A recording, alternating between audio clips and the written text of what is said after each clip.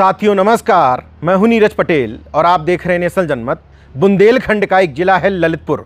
वहां से 3 ऐसे दिल दहला देने वाले मामले सामने आए हैं जो उत्तर प्रदेश की कानून व्यवस्था पर सीधे सीधे सवाल उठाते हैं। इसके बावजूद दलाल भांड कॉरपोरेट दरबारी मीडिया के अंदर साहस नहीं कि अभी भी उत्तर प्रदेश में लॉ एंड ऑर्डर की स्थिति पर सवाल उठा दे या उत्तर प्रदेश में योगी राज को जंगल राज भी कह दे, क्योंकि ऐसा तब कहा जाता जब समाजवादी पार्टी या बहुजन समाज पार्टी की सरकार होती उत्तर प्रदेश में। बहरहाल पाली थाने के थानाध्यक्ष तिलकधारी सिंह द्वारा एक रेप पीड़िता के साथ थाने के अंदर ही दुष्कर्म करने के संगीन आरोप लगे हैं। इन सब के बीच में महरौनी थाने से एक खबर आई है। ये खबर इस बात की पुष्टि करती है कि नेशनल जनमत बार बार इस बात पर क्यों सवाल उठाता है कि सामाजिक बदलाव में पाखंड और अंधविश्वास के खिलाफ मुहिम बेहद जरूरी है।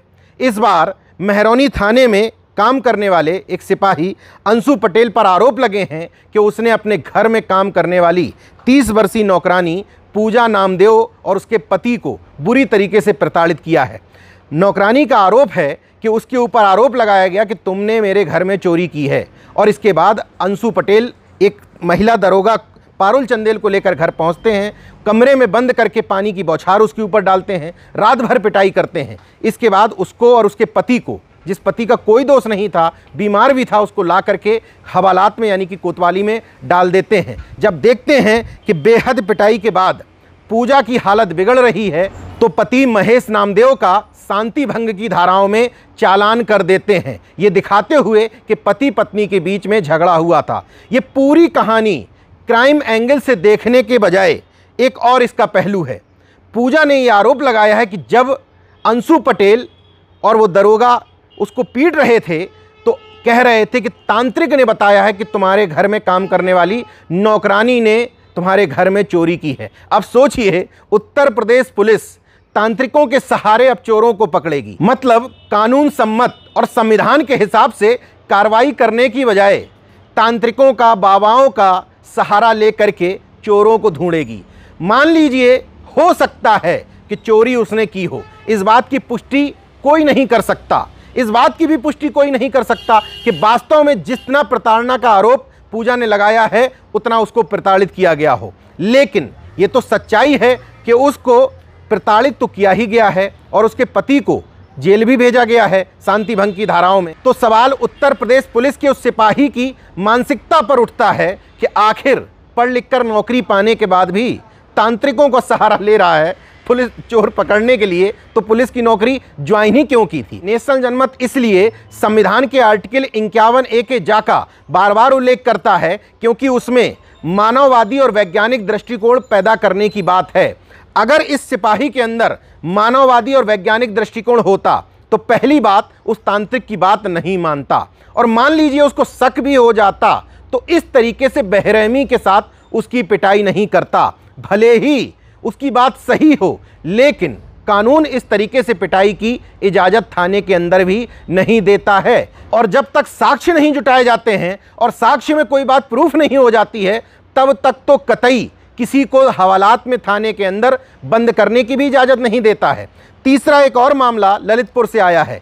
तालबेहट थाना क्षेत्र में 1 मई को बकरी चराने एक नाबालिग लड़की गई थी। नींद आ गई, वहीं सो गई। उसका आरोप है कि गांव के रहने वाले एक युवक ने उसके पहले हाथ पैर बांधे, फिर मुंह में कपड़ा ठूंस करके उसके साथ रेप की घटना को अंजाम दिया।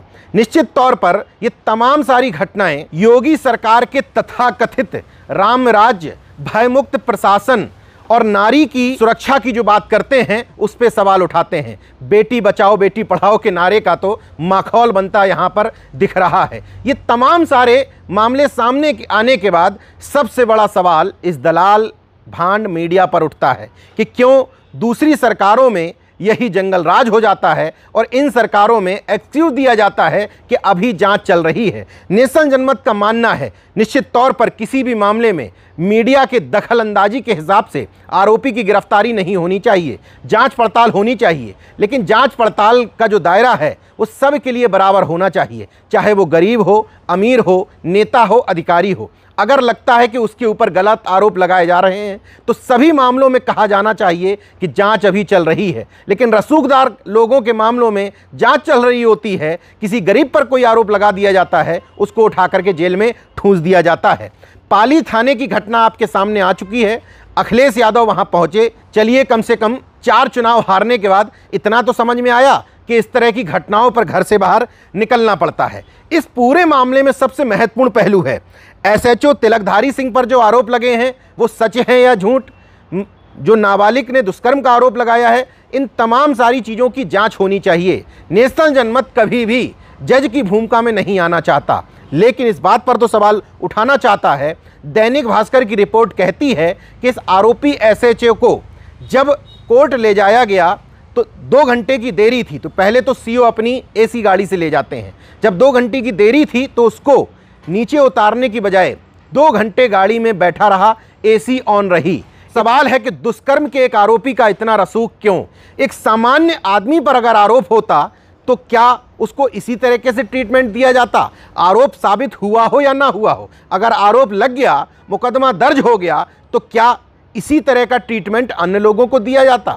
इन तमाम सारी चीज़ों पर सवाल उठने के बावजूद ये दलाल मीडिया मौन है। लेकिन जनता को समझना है, देखना है और ये बात भी समझनी है कि जहां दूसरी सरकारों में 500 किलोमीटर, 1000 किलोमीटर दूर का मामला शाम तक आपको चैनल बता करके उसके एंकर चीखने चिल्लाने लगते थे, वहीं इन सरकारों में बड़े बड़े मामले हो जाने के बावजूद पूरी तरीके से मीडिया खामोशी बनाए रखती है। चंदौली में कन्हैया यादव के घर पर दबिश देने गई पुलिस की पिटाई में एक बेटी की मौत हो जाती है, दूसरी अस्पताल में भर्ती हो जाती है। पिता अनशन पर बैठता है बेटी के इंसाफ के लिए, तो उसकी भी हालत गड़बड़ हो जाती है और वो अस्पताल पहुंच जाता है, मगर मीडिया खामोशी ओढ़े रहती है। इसलिए इसी दरबारी और गोदी मीडिया की वजह से देश का नाम पूरे विश्व में धूमिल हो रहा है।